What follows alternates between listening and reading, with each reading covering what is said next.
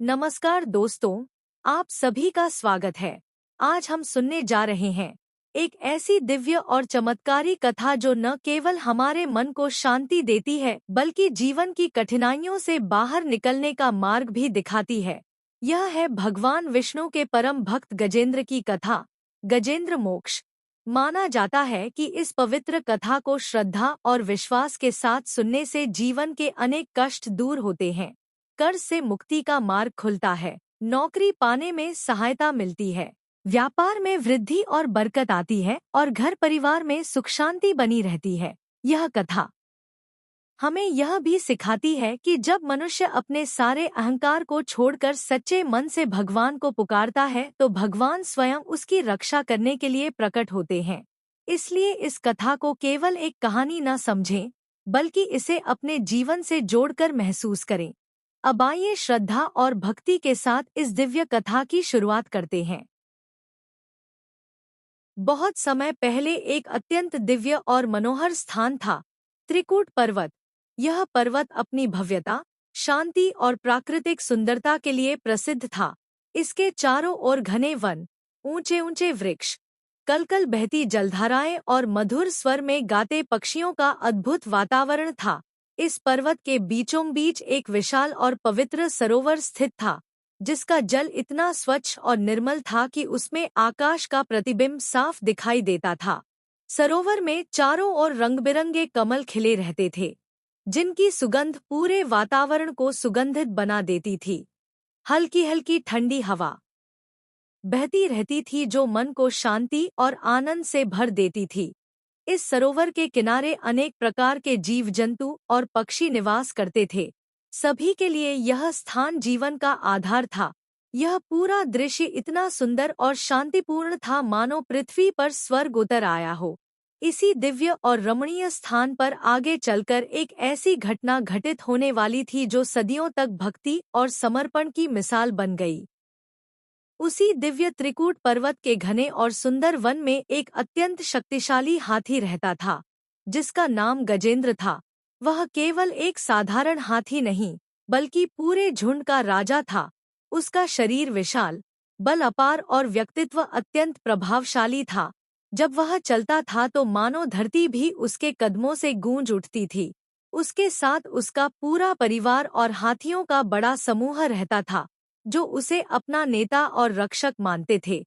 गजेंद्र अपने झुंड की रक्षा करता था, उन्हें पानी और भोजन तक ले जाता था और हर संकट में उनका सहारा बनता था।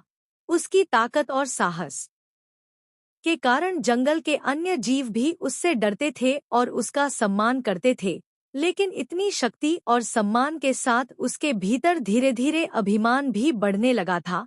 उसे लगने लगा था कि वह सबसे शक्तिशाली है और उसे कोई पराजित नहीं कर सकता। यही अहंकार उसके जीवन में एक बड़ी परीक्षा लेकर आने वाला था। गजेंद्र का जीवन बाहर से जितना सुखद और शक्तिशाली दिखता था, भीतर से उसे अभी एक ऐसी स्थिति का सामना करना था जो उसके जीवन की दिशा ही बदल देने वाली थी। एक दिन तेज गर्मी से व्याकुल होकर गजेंद्र अपने पूरे झुंड के साथ उस सुंदर सरोवर की ओर बढ़ता है। जैसे ही वह पानी में उतरता है तो ठंडे जल को पाकर आनंद से भर उठता है। सभी हाथी खुशी खुशी स्नान करने लगते हैं। गजेंद्र अपनी सूंड से एक सुंदर कमल का फूल तोड़कर गर्व से इधर-उधर घूमता है। तभी अचानक जल के भीतर गहराई में छिपा एक विशाल और भयानक मगरमच्छ उसकी ओर बढ़ता है और पल भर में उसके पैर को मजबूती से पकड़ लेता है।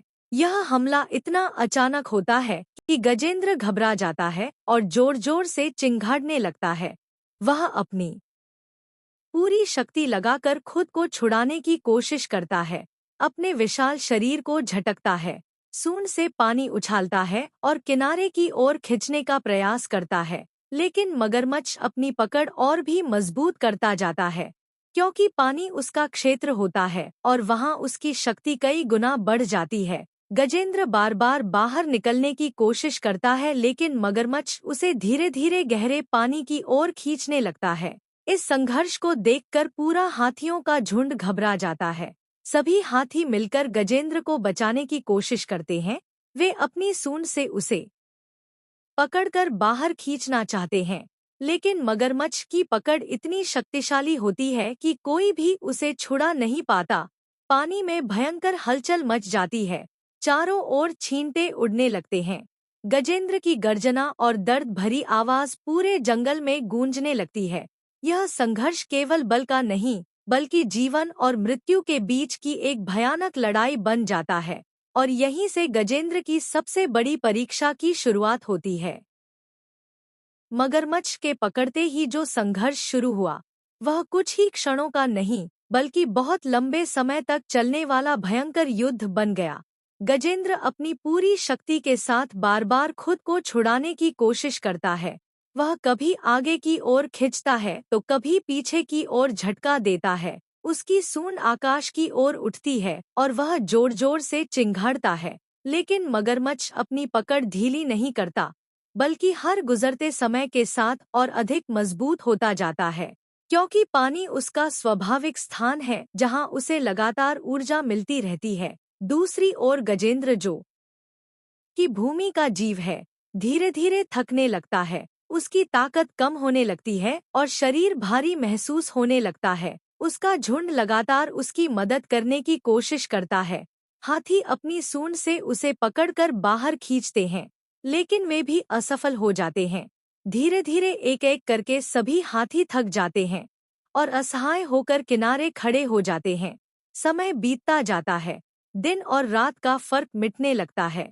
यह संघर्ष इतना लंबा चलता है कि गजेंद्र की सारी शक्ति समाप्त होने लगती है। उसकी गर्जना अब धीमी पड़ने लगती है और शरीर कमजोर होकर कांपने लगता है। अब उसे यह समझ आने लगता है कि केवल शारीरिक बल से इस संकट से बाहर निकलना संभव नहीं है। यह उसके जीवन का वह मोड़ होता है जहां उसका अभिमान टूटने लगता है और भीतर से एक नई चेतना जागने लगती है। उसे महसूस होता है कि संसार में कोई भी शक्ति स्थायी नहीं है और जब सभी सहारे छूट जाते हैं, तब केवल ईश्वर ही अंतिम सहारा होते हैं। यही लंबा संघर्ष गजेंद्र को अहंकार से भक्ति की ओर ले जाने का माध्यम बनता है। जब यह भयंकर संघर्ष बहुत लंबे समय तक चलता रहा और गजेंद्र की सारी शक्ति लगभग समाप्त हो गई, तब उसे यह स्पष्ट महसूस होने लगा कि अब उसके अपने बल, उसका अहंकार और उसका सामर्थ्य उसे इस संकट से नहीं बचा सकते। उसका शरीर कमजोर हो चुका था, उसकी आवाज धीमी पड़ने लगी थी और उसके साथ खड़े सभी साथी भी असहाय हो चुके थे। उस निर्णायक क्षण में गजेंद्र के भीतर एक गहरी आत्मचेतना जागी। उसे एहसास हुआ कि संसार में कोई भी शक्ति स्थायी नहीं है, और जब सभी सहारे छूट जाते हैं, तब केवल भगवान ही सच्चे रक्षक होते हैं। इसी भाव के साथ उसने अपने भीतर के अहंकार को पूरी तरह त्याग दिया और पूर्ण समर्पण के साथ ईश्वर को याद किया। गजेंद्र ने अपनी सूंड में एक कमल का फूल उठाया, अपनी आंखें बंद की और आकाश की ओर देखकर अत्यंत करुण और विनम्र स्वर में पुकारा, हे प्रभु, मैं आपकी शरण में हूँ। मुझे इस संकट से बचाइए। आप ही मेरे अंतिम सहारा हैं। अब मेरे पास आपके सिवा कोई नहीं है।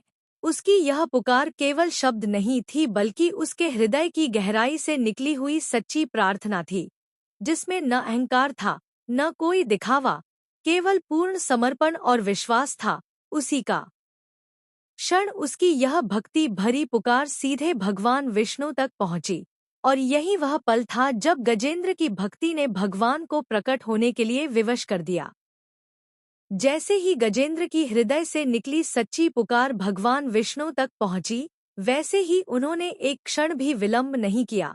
अपने परम भक्त की पीड़ा को महसूस करते ही वे तुरंत अपने दिव्य वाहन गरुड़ पर सवार होकर आकाश मार्ग से उस सरोवर की ओर प्रकट हुए।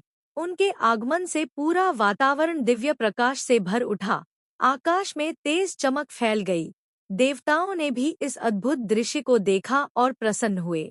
जैसे ही भगवान विष्णु वहां पहुंचे, उन्होंने गजेंद्र को अत्यंत कष्ट में देखा। बिना समय गंवाए उन्होंने अपने सुदर्शन चक्र को प्रकट किया और सीधा उस मगरमच्छ की ओर प्रहार किया।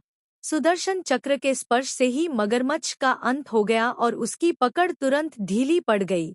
गजेंद्र को उस भयंकर बंधन से मुक्ति मिल गई। जैसे ही वह मुक्त हुआ उसने अपनी सूंड उठाकर भगवान के चरणों में कमल अर्पित किया।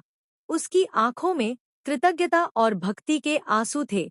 भगवान विष्णु ने करुणा से भरकर अपने भक्त को आशीर्वाद दिया और उसके कष्ट को समाप्त किया। यह दृश्य केवल एक युद्ध का अंत नहीं था बल्कि भक्ति की जीत और अहंकार के पूर्ण विनाश का प्रतीक था। यह दर्शाता है कि जब कोई भक्त पूरी श्रद्धा और समर्पण के साथ भगवान को पुकारता है तो भगवान स्वयं उसकी रक्षा के लिए तुरंत प्रकट होते हैं। जैसे ही गजेंद्र मगरमच्छ के बंधन से मुक्त हुआ और भगवान विष्णु के चरणों में अपनी भक्ति अर्पित की, उसी क्षण एक अद्भुत और दिव्य घटना घटी। गजेंद्र के शरीर से एक तेजस्वी प्रकाश प्रकट हुआ और उसे अपने पिछले जन्म की स्मृति प्राप्त हो गई। उसे याद आया कि वह कोई साधारण हाथी नहीं बल्कि अपने पूर्व जन्म में एक महान और धर्मपरायण राजा था, जिसका नाम राजा इंद्रद्युम्न था। वह भगवान विष्णु का परम भक्त था और हमेशा उनकी भक्ति में लीन रहता था। एक दिन जब वह गहन ध्यान में बैठा था, तभी एक महान ऋषि वहां आए, लेकिन ध्यान में लीन होने के कारण उसने उनका उचित स्वागत और सम्मान नहीं किया। इससे क्रोधित होकर ऋषि ने उसे श्राप दे दिया कि वह अगले जन्म में एक हाथी के रूप में जन्म लेगा। इसी श्राप के कारण वह गजेंद्र बना। इसी प्रकार वह मगरमच्छ भी अपने पूर्व जन्म में एक गंधर्व था, जो अपने सौंदर्य और संगीत के कारण अभिमानी हो गया था। एक ऋषि के श्राप के कारण उसे मगरमच्छ का जीवन प्राप्त हुआ। आज जब भगवान विष्णु के स्पर्श से दोनों का सामना हुआ, तो वह केवल एक युद्ध नहीं बल्कि उनके श्राप से मुक्ति का समय भी था। जैसे ही भगवान का सुदर्शन चक्र मगरमच्छ को स्पर्श करता है, वह अपने वास्तविक दिव्य स्वरूप में लौट आता है और श्राप से मुक्त हो जाता है। गजेंद्र भी भगवान की कृपा से अपने हाथी रूप से मुक्त होकर अपने दिव्य स्वरूप को प्राप्त करता है। दोनों ही भगवान के आशीर्वाद से अपने अपने श्राप से मुक्त होकर उच्च लोकों को प्राप्त करते हैं। इस प्रकार यह घटना केवल एक जीवन रक्षा की कथा नहीं बल्कि आत्मा की मुक्ति और ईश्वर की कृपा का गहरा संदेश देने वाली लीला बन जाती है। इस प्रकार गजेंद्र मोक्ष की यह दिव्य कथा हमें जीवन के कई गहरे सत्य समझाती है।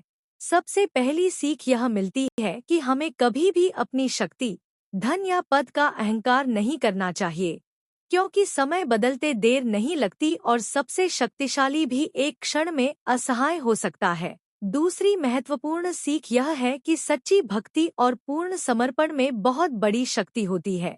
जब मनुष्य अपने मन से अहंकार, डर और भ्रम को हटाकर सच्चे हृदय से भगवान विष्णु को पुकारता है, तो भगवान अवश्य उसकी सहायता करते हैं।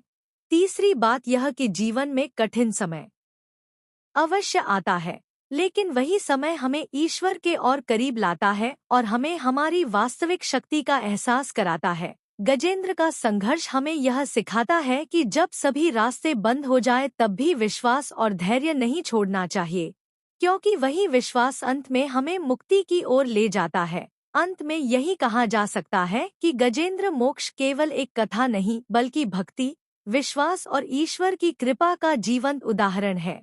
यदि हम इस कथा के संदेश को अपने जीवन में अपनाएं तो हम भी हर संकट से बाहर निकल सकते हैं।